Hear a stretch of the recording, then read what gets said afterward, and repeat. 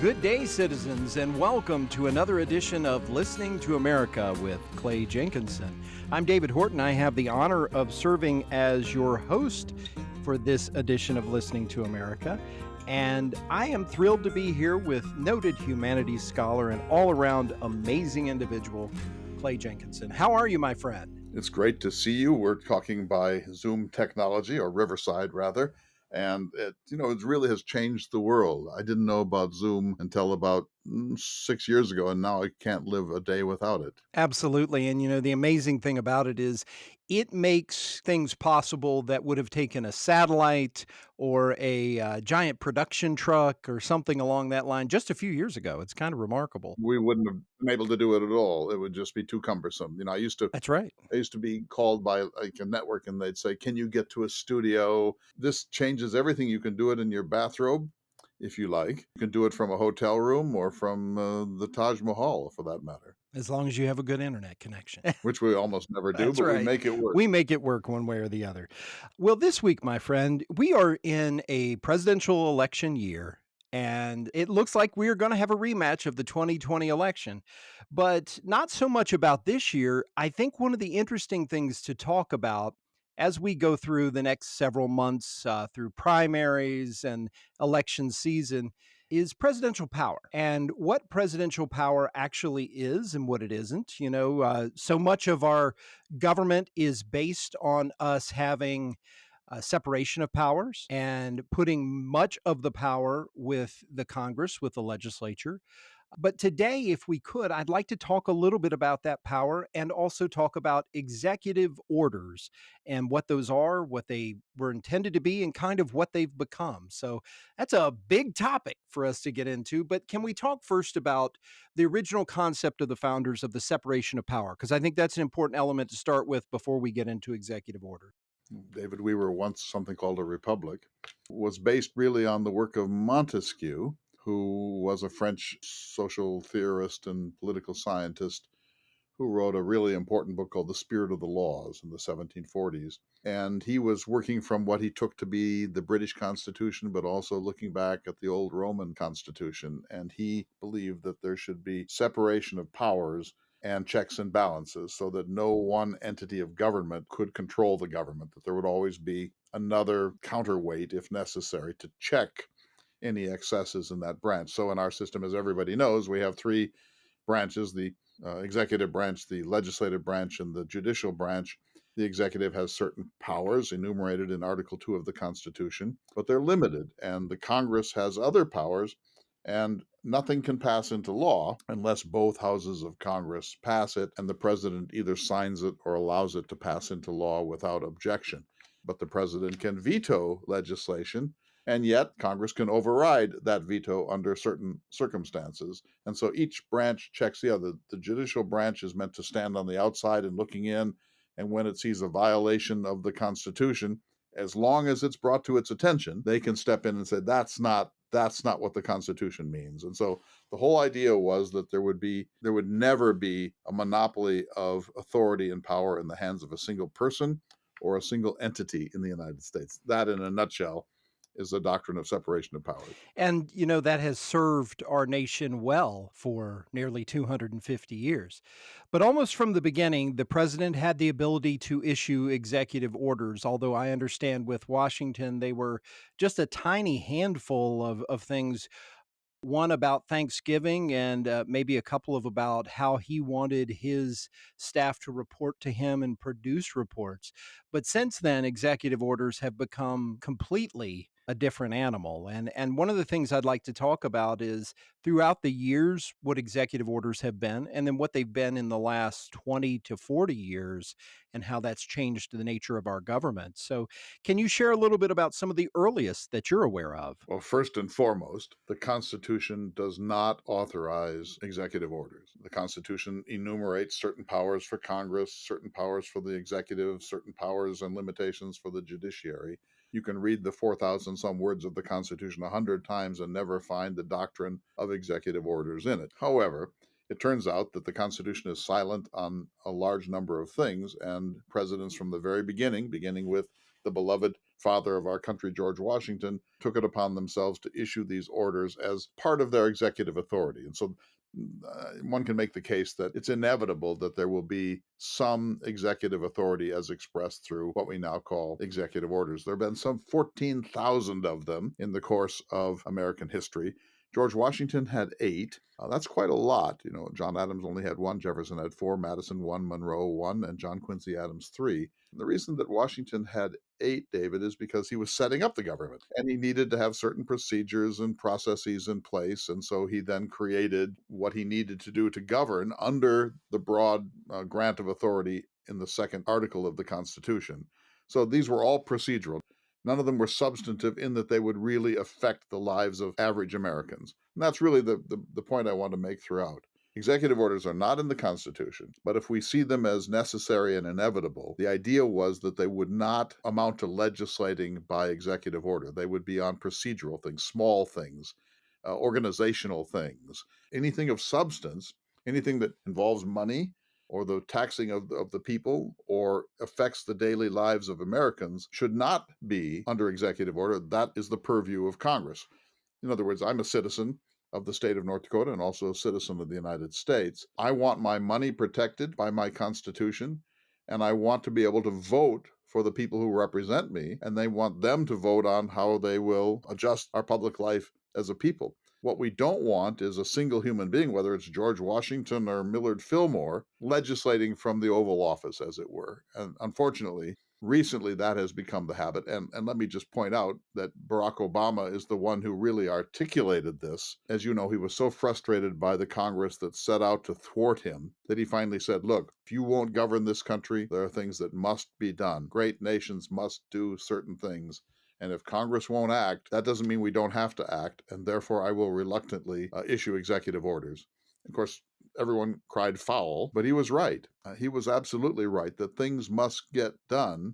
And if Congress won't do it, somebody has to step in, or the people have to get so angry at a do nothing Congress that they have to throw the rascals out, which they seldom seem to do.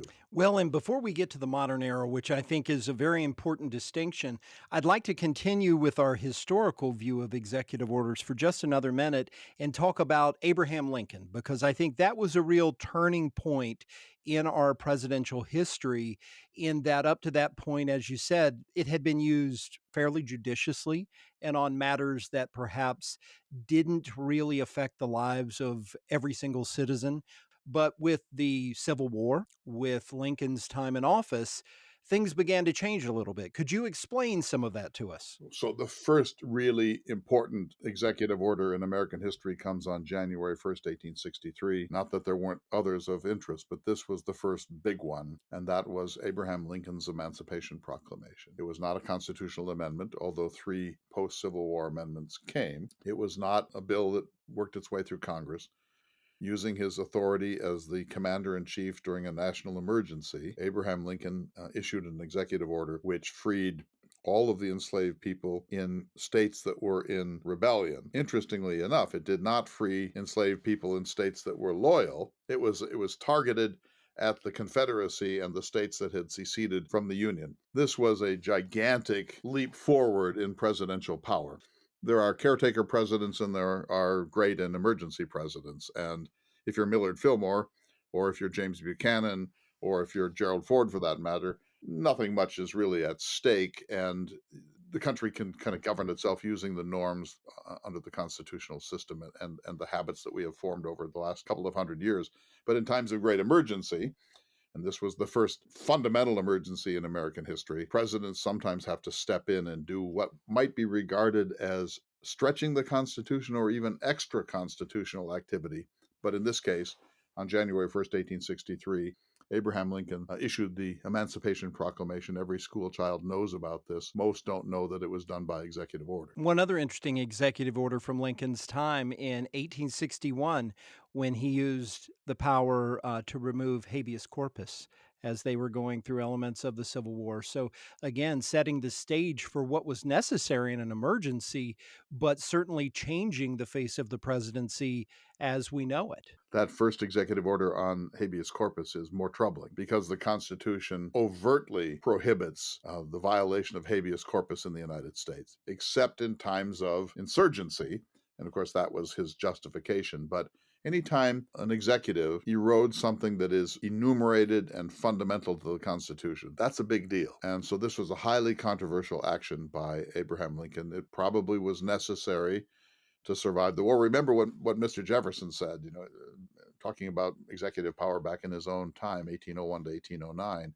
He said, doubtless a strict adherence to the Constitution is a very important thing. But guess what's more important? The survival of the country is more important. He said, if I have to choose between the survival of the American Republic and a strict adherence to the Constitution, I'm, of course, going to do the right thing, which is to extend my powers in an emergency situation, because to lose the country while adhering to the niceties of the law is an absurdity. And so if Jefferson can say that, I mean, he's our stickler for constitutional commitment and adherence. If he can say that, we understand that there are these moments when either the president perceives that the emergency is so great that he's going to do something extremely unusual, or it actually is an emergency of that sort. And I suppose historians could debate this forever. Was Lincoln right or wrong? Probably he was right. The nation survived. And Well, we really, survived because we had to whoop you Southerners who were, you know, uh, wanting to protect your peculiar institution and your state's rights and your local authority. We survived because we thwarted the rebels. very true, but it's also all a part of it in that while this did change the presidency, it did not lead to a series of dictators nor kings and other individuals the republic maintained. This expansion of presidential power, which is how I'm sure many presidents have evaluated and argued, did not destroy the nation, did not destroy the ability of citizens to participate, nor take away so much power from Congress that they couldn't exist. We need to take a quick break, but when we come back, I'd like to talk about that evolution over definitely the last 20 years, but prior to that, things were beginning to change bit by bit as we went through the 20th century with regard to executive orders. This is Listening to America.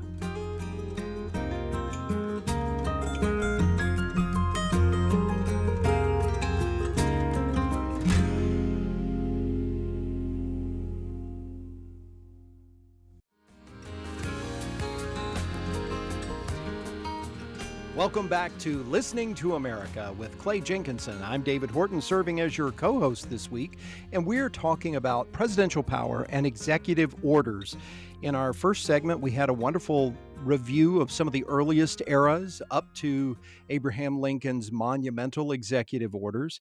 But I would like to continue that discussion of the evolution of executive orders and how they changed with other presidents and how they continued to move forward and creep up into other things. So, Clay, if you can help us unpack that just a little bit and think through that. Well, again, it's so important to say that this is not a power enumerated in Article 2 of the Constitution. This is a power that's been sort of assumed by executives, and it's grown over time, and particularly in the last 30 or 40 years, and never more so than now. But I have a chart here in front of me. So Jefferson did 4, by the way, and they were on meaningless things about tariff districts and so on. And there was nobody over 200 until Ulysses S. Grant, 217, which at the time was huge. Of course, this is just after the war. Reconstruction. Yeah. So these are very important moments in American history. And then it goes down again. And guess who is the first person to blow the thing out of the water?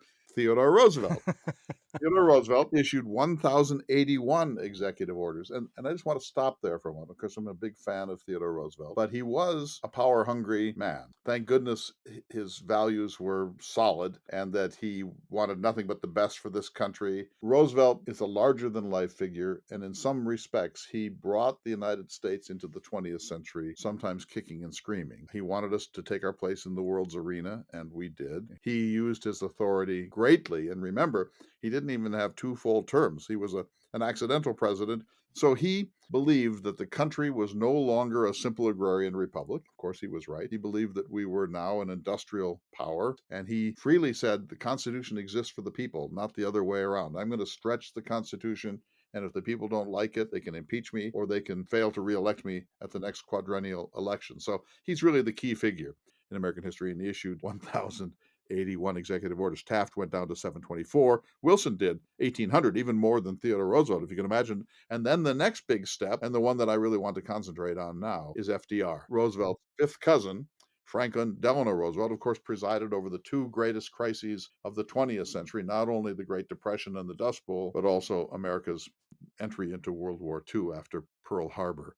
And so you can imagine that executive orders became more important during the Roosevelt administration. And of course, you know the big one, Absolutely. internment of Japanese people in the United States by executive order. It was later upheld by the Supreme Court, but he issued an executive order which allowed us to create what were concentration camps, many on the West Coast, some of them in the heart of Wyoming and so on. And people of Japanese descent were rounded up, put into these camps. They were not, this is not Buchenwald and Dachau and Auschwitz, but nevertheless, these are camps with watchtowers and concertina wire and armed guards, and nobody comes and goes without permission.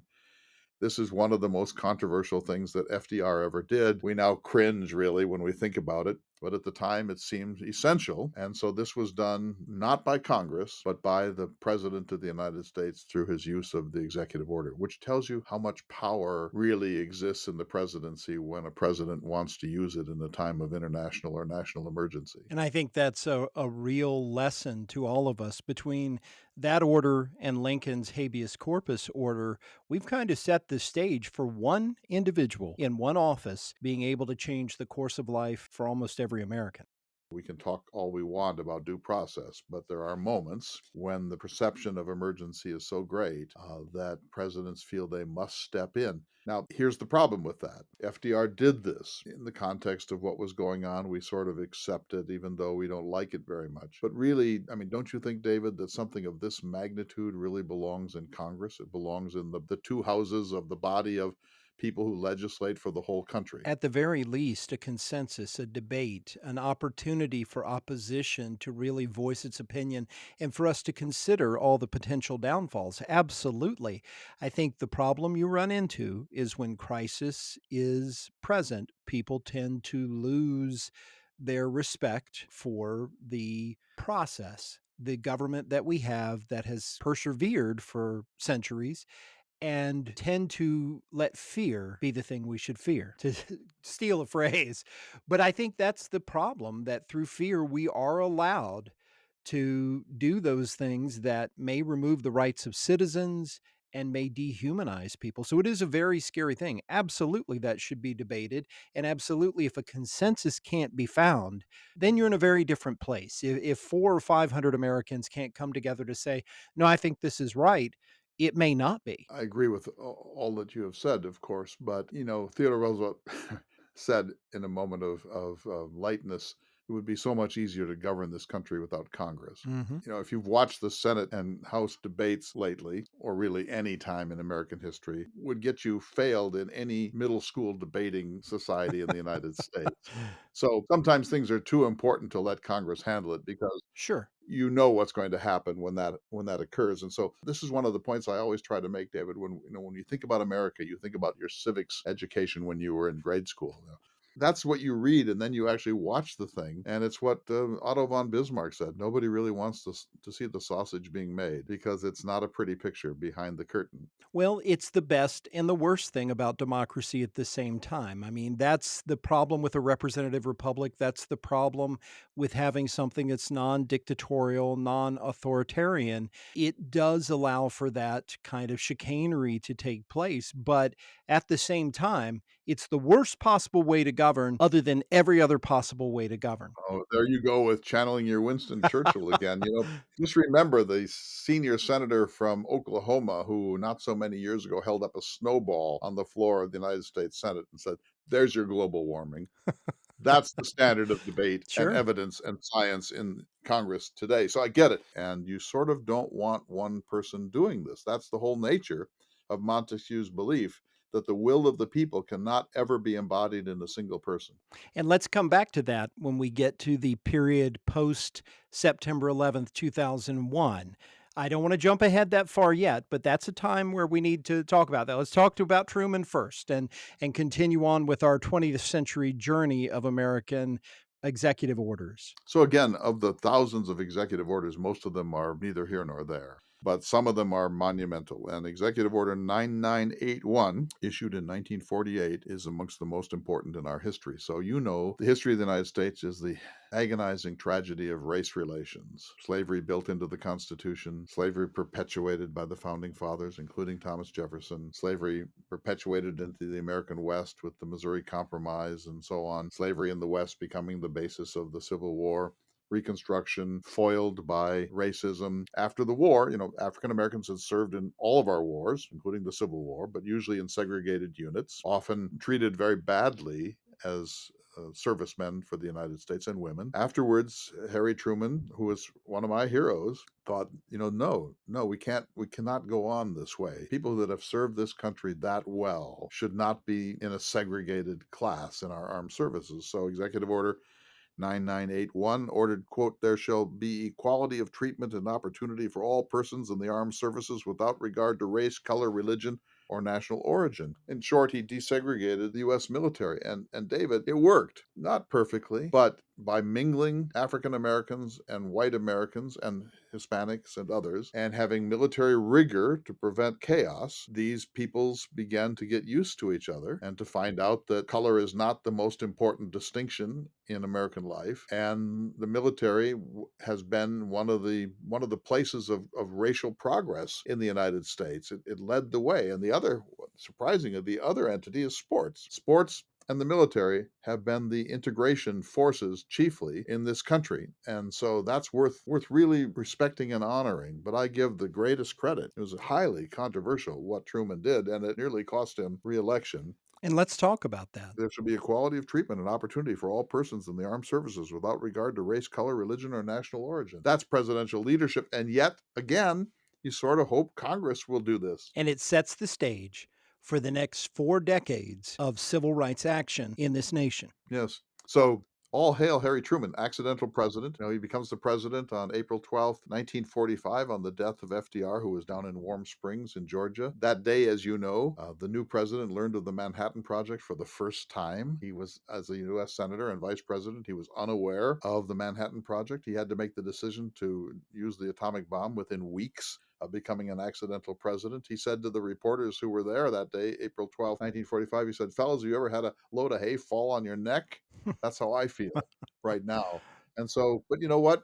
He rose to the occasion. He wasn't always perfect, but he took responsibility. We all know the famous cliche, the buck stops here. He was bold. He did the right thing, and he did the right thing when it was unpopular. And we had a conversation about this a few months ago, and one of his friends said, "You're a Southerner. Don't do this. We don't really want to. We don't really want to be. We don't really want to live with these people." And Truman wrote back and said, "I'm going to do the right thing if I'm a one-term president. That's it." That we don't see that kind of leadership very often today, and it takes that kind of leadership to break through on these fundamental questions.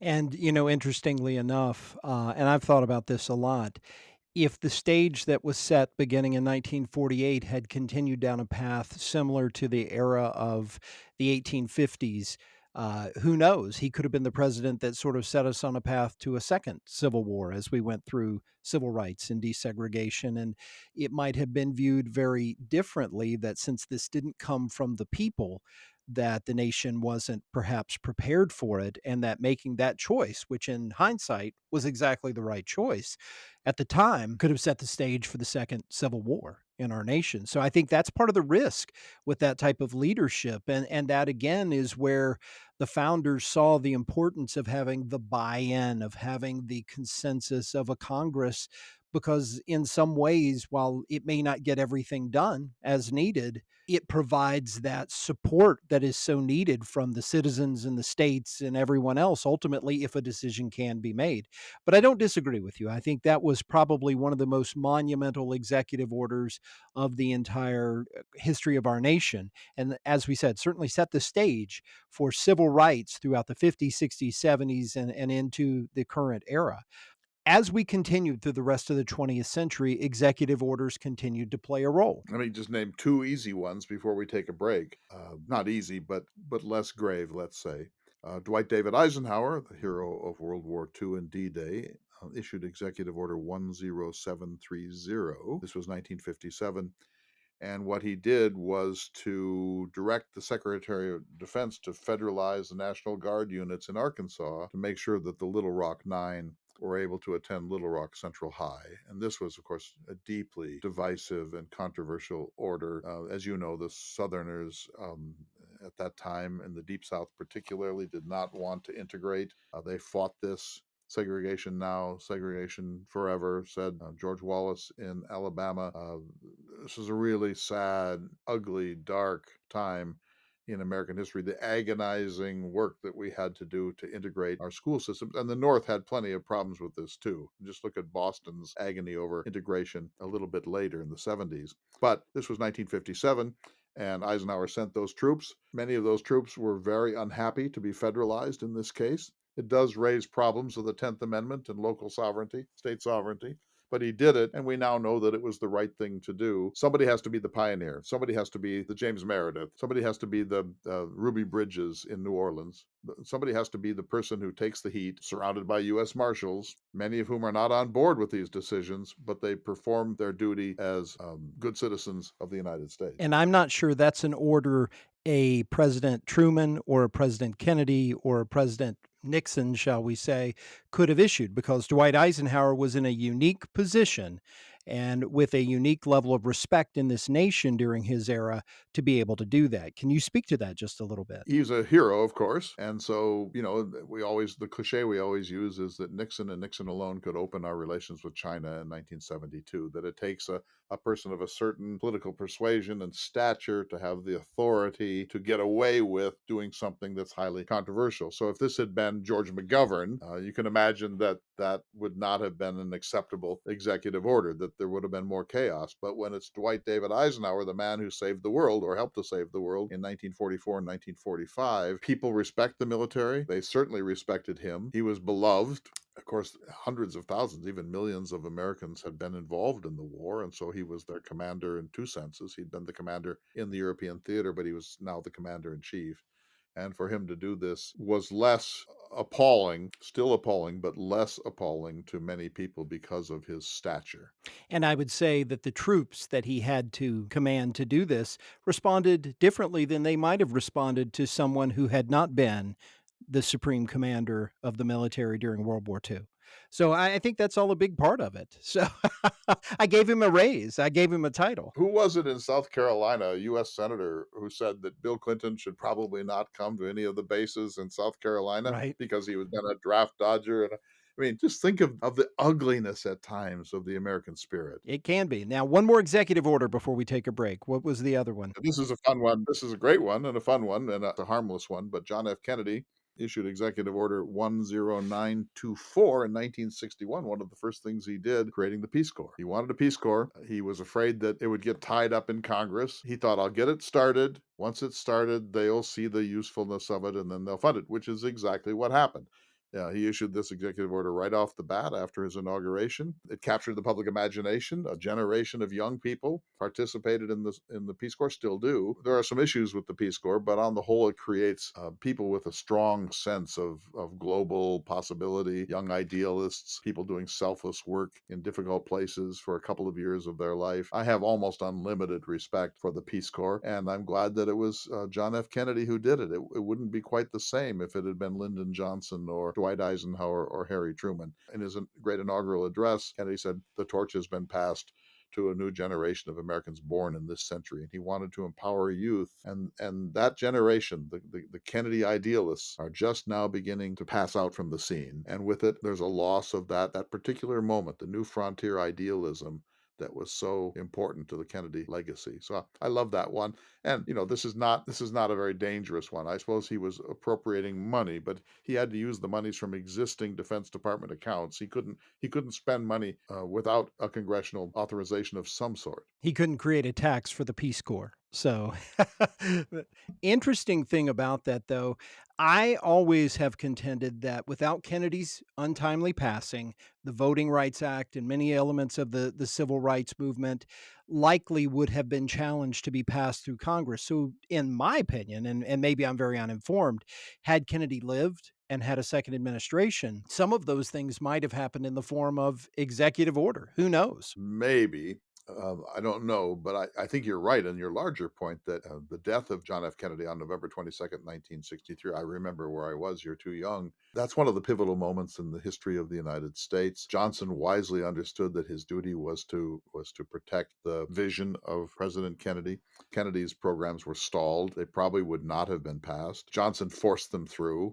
Amazing that he was able to get away with it. The Civil Rights Act, the Voting Rights Act, this 1964, 1965. But a large part of it, David, was the legacy and martyrdom of John F. Kennedy in Dallas. Without that, we would have gotten there at some point, but not nearly as quickly and not nearly as dramatically as we did with Johnson. And again, without consensus, perhaps. That's always the challenge that you have when you try to get through Congress.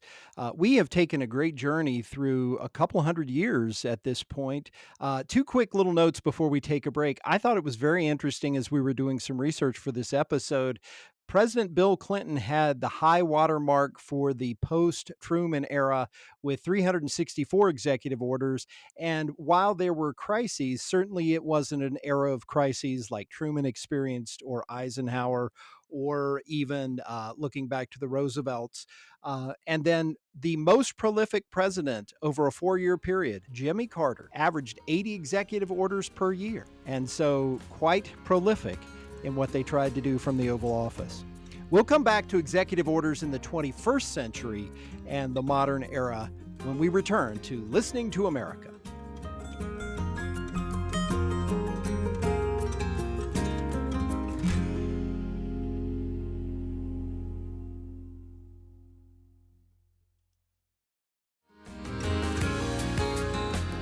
Welcome back to Listening to America with Clay Jenkinson. I'm serving as your co host. I'm David Horton, and I'm honored to be here this week as we review 2.5 centuries of executive orders in American history. And we are now up to the dawn of the 21st century. And one of the things I'd like us to begin this section of the program with is looking at the actions of September 11th, 2001, and what followed with the executive branch and the Bush administration. 9/11 is one of those pivotal inflection moments in American history. We all, you are young enough to remember where you were on that day. We didn't know whether this was the first wave and more were coming. We're pretty sure now that the fourth plane was heading towards the Capitol. Thank goodness that was thwarted by heroes who rushed the cockpit and crashed that plane in Pennsylvania. I remember George W. Bush, a young, untried president, being flown around on Air Force One, winding up in Offutt in Omaha, and not clear. He wanted to go back to Washington. The security people did not want him to go. I mean, this was a terrifying moment in American history. And on the basis of that, we wound up doing the things that you think you have to do to survive, some of which, when we look back on now, are really upsetting and more than cringeworthy. They're deeply troubling for anyone who loves the Bill of Rights and the Geneva Conventions and so on. We're talking about executive orders, but almost immediately after the attacks, the Patriot Act was passed by Congress. It's a long, long, long bill. It had been on the shelf. In other words, it had already been written, most of it, and it was just dusted off when this emergency came. That really troubles me. It troubles me that somewhere in government, all these things had already been kind of contemplated and worked out in their details. And once this crisis happened, I'm not saying that it was a conspiracy, but once this happened, this really corrosive bill for human rights, which still I think was a mistake and is a mistake. It's dusted off and passed by the Congress. At least that's Congress. But I would argue, too, that Executive Order 13224, which was the state of emergency following September 11th that the president issued, set the stage for that. And also probably told Congress, you're either going to do this or I'm going to do this. And behind the scenes, more likely than not, That's where they said, listen, we've got this in place where we can make it happen quickly. Let's pass this, or else the president's going to have to do it through executive action or something along that line. Again, that's some supposition on my part, but that executive order really set the stage for everything that followed. including, of course, enhanced interrogation techniques, what would in common parlance be known as torture, the idea of the unitary presidency, which aids to G.W. Bush, but people that have been around on the neocon side of the equation for a long time were itching to do. The idea that effectively there is no limit on presidential authority, particularly in times of emergency, that the idea that there are any real limits on executive authority, these folks were arguing, is erroneous, and that the presidency is inevitably a dictatorship at times, and that that's okay, that's necessary, and that any attempts to erode the powers of the president are dangerous to the national security of the United States. I remember that debate. I don't agree with it. I certainly don't agree with the unitary concept of the presidency, and look where it's gone now in the hands of Donald Trump. But all this was part of the kind of panic and the sense of terror and our concern about whether an even worse attack was coming. And so the United States of America, a signatory to the Geneva Conventions, engages in enhanced interrogation techniques and rendition, sending suspects to other countries that are more willing to torture. This is a shameful moment in American history. I suppose you can say these things happen, but here's my concept of us. David, you tell me if I'm wrong. We're America. Therefore, we should bend over backwards always to avoid this sort of thing. We're better That than that. and That's what we like to think. We're better than that in that we are it's baked in the cake. It's baked in our American ideal. It's baked in the Constitution.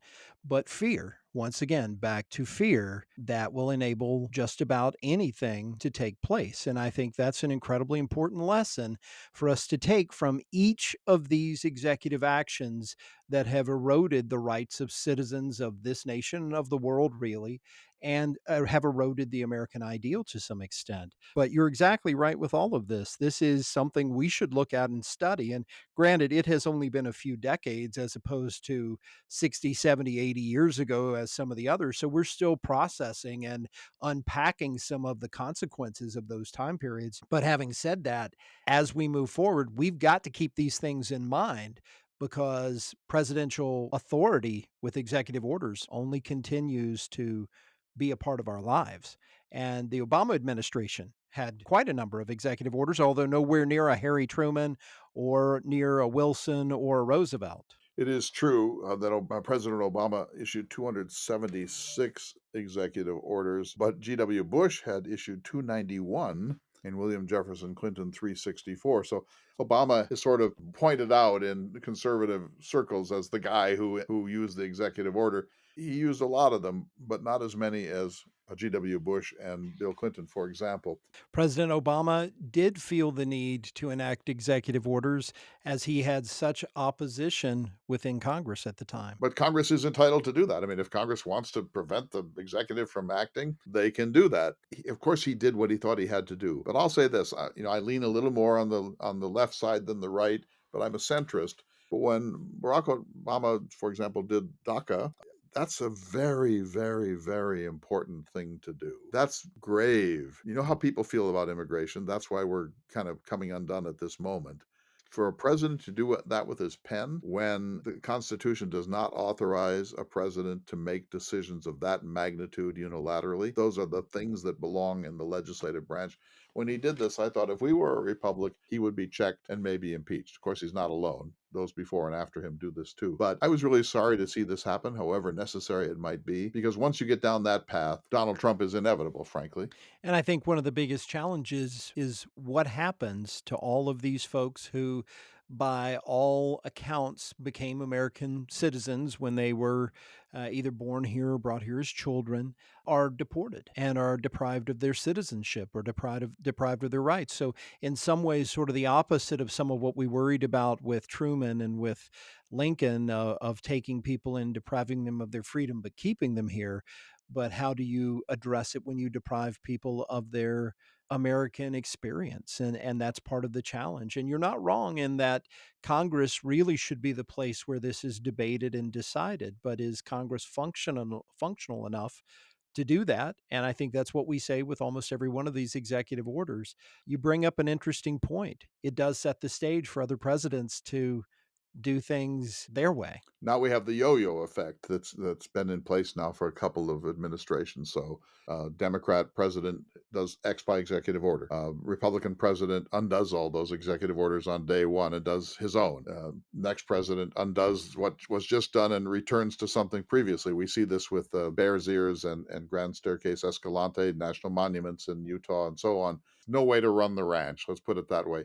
And it's not only bad constitutionally, it's not only bad from a policy point of view, but as you say, there are human victims of this. The people are being used as pawns in nakedly partisan political divisions, which show little or no respect for the actual human beings who wait every day to know whether they're going to be arrested and deported. I get it. I mean, none of us should be in favor of illegal immigration, but to play with human beings in this way is an appalling and obscene thing. And I'm sorry to live in a country that does this. And both sides are doing it now. But this is cruel, it's appalling, and we need a constitutional revolution to prevent this sort of thing from happening. So that sets the stage, and we come into the Trump administration, we end up in the Biden administration, and then we come to today, where we're in a presidential election year, and executive orders have been talked about in terms of elect me, and these things are going to happen. Elect me, and something else might happen in a totally different way. Just as you mentioned, the yo-yo effect.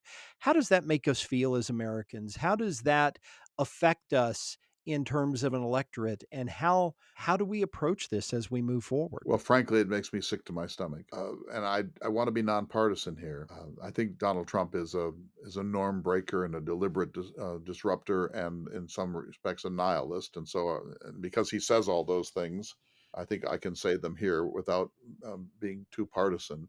But he's by no means alone in all of this, and of course, he's in many respects a figurehead for a certain ugliness that's percolating in the American population these days. I think we need a constitutional amendment on this, on executive orders, that says something like this: no executive order shall be permissible if it has the following implications. If it involves more than 100,000 people, if it involves the spending or the redirection of taxpayer money, if it hasn't been vetted with a panel of some sort. I think if we had a check and balance on the executive orders, we would be in both better and worse shape. Better shape because we wouldn't be in this sort of continual constitutional crisis, but worse because what Obama was wanting to do was to protect the innocent children who had been brought here by their parents through no fault of their own, and so on. So here's the deal. We are a post small r Republican nation with an 18th century constitution that has only been amended 27 times, and not recently, not since 1992, pretending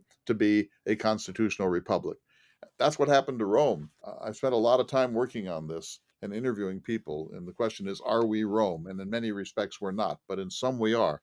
Rome began as a city state, and its constitutional system was designed for a small agrarian city state. Soon, Rome was the hegemon of the world, trying to govern itself with that old small r republican system, and it didn't work. And so it led to civil war. We are in this point where the Constitution is essentially broken, and we're afraid to admit it. Americans are conservative, small c conservative, with respect to the Constitution. We always talk about the founding fathers with capital F's and the original meaning of the Constitution. That's all nonsense. We're trying to govern ourselves in the 21st century, not in the 3 mile per hour world, but in one that travels at 186,000 miles per second, in a very, very dangerous and volatile world, with an instrument created by men in tights and buckled shoes and wigs. It's absurd. And the strain is so much that every president is now deserves impeachment, because every president now violates the provisions of the three most important articles of the Constitution of the United States. That's where we are. And why we won't admit that and step back and redesign the thing for the exigencies of the 21st century, I just don't know. But it's killing us. It's killing us, and we are ungovernable because of it. Well, let me make this argument. Who would lead that charge? Because more likely than not, you would need a Washington or maybe a Jefferson type figure or even a Roosevelt. Well, that person who gets to the presidency is not going to voluntarily say, I think my power needs to be less. I think we've got to return power to the people. And we've talked a lot about a Congress trying to debate a particular subject, much less a constitutional amendment in today's environment. How in the world would we be able to get the majority needed to have a constitutional amendment? Do you see any way forward? Yes, but it doesn't look good. Jefferson said they're not going to reform from within. That never happens. Go to Congress and tell them to limit terms or to redistrict along strictly scientific lines. So Jefferson said, you know what? This is in his letter to Madison from Paris. You've got to tear up the Constitution from time to time. If you tear up the Constitution from time to time, sure, it's a little chaotic, but that's the only way you can break through. So here's what I want to do, and I know it's not going to happen. 2026 is coming, David, the 250th anniversary of the United States. The best gift we could give ourselves is not fireworks. The best gift would be to have a non binding constitutional convention. There are ways to do this.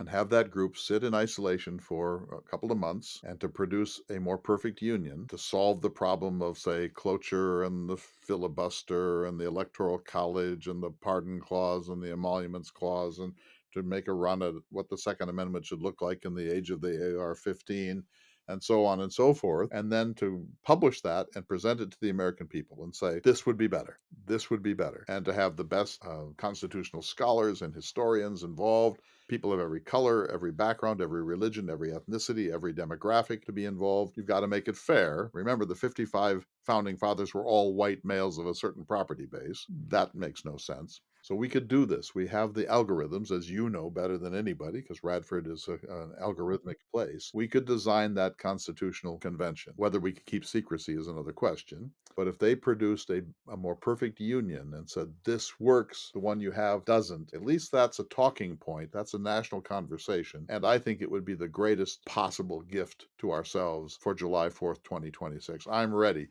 Pee Wee Herman is not here anymore. So, we don't have the kind of statesman we're looking for, but we need to do this. And if we don't do this, I promise you, it's going to be one constitutional crisis after the next for the rest of your life. You bring up a very interesting point with that 2026 affords us an opportunity to reflect and to try to begin to become the best versions of ourselves in the 21st century. And it also sets the stage for the presidential election of 2028, where this type of thing could be debated and determined along with what leadership we were to select. It's a big task, a big bite.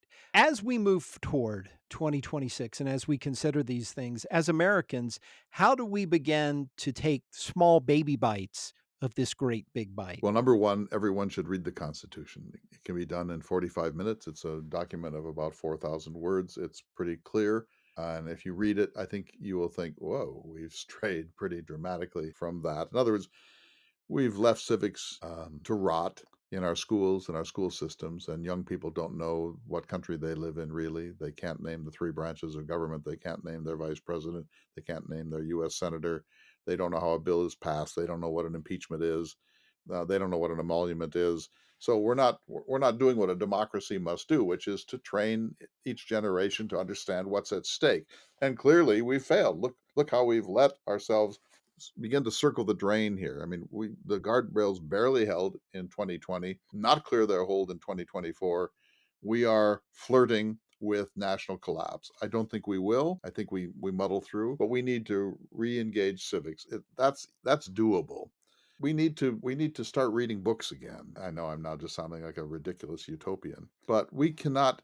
Jefferson said this: if you expect to be a nation ignorant and free, you expect something that never has been and never can be. We are testing that proposition. We are a nation ignorant and not any longer really free. And the things we fight about, whether Taylor Swift is trying to destroy the country by dating Mr. Kelsey, these sorts of things that actually get mileage, that the Democrats are running a sex trafficking ring in a pizza house in Washington, D.C., these things have millions of adherents. There are millions of people who believe things that are so nonsensical that it makes you guffaw or weep. We have got to recover, and we can't recover going down the path we are currently on. It's just getting worse.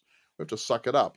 And that's going to require discipline. Every parent, every professor, every institution, every political figure, we need a new onset of idealism. The last two times we really felt it in my lifetime were JFK 1960 and then Ronald Reagan 1980. Different visions, but both of them trying to call Americans back to a higher sense of our place in the world and our duties as responsible citizens. That hasn't happened for a while. Who's that figure? Who's the Kennedy-esque, Reagan-esque figure of our time who's trying to lift us to a higher regard for what's left of our republic? I don't see that person. Clay Jenkinson for our inspirational leader of tomorrow, President 2028. I see it now. The headlines wrote large, and we will move forward. But you're exactly right. Without this focus on our civic journey, without the look at who we are and the reflection, how can we move forward? And I'll offer this. One way is this little community that participates in listening to America, and we have these discussions and we have these forums to begin this conversation. And, David, I'm coming your way. I'm going to be traveling the country with my Airstream. I'm going all over this country for the next 5 or 6 years, listening, listening, listening. And I want to really talk about this with people. Like, what would it take to restore America? What would it take to create a more perfect union and to live according to a set of rules so that we're not in a continuous constitutional crisis? It's easy to beat up on Donald Trump, but he's really a symptom of the disintegration of America rather than the leader of that. But his vision is a nihilistic one, and we need the vision to be hopeful and progressive in the best sense of that term. Not liberal, but progressive. And thank you, my friend, as always. Our journey continues, and this is Listening to America with Clay Jenkinson. Until next time, farewell.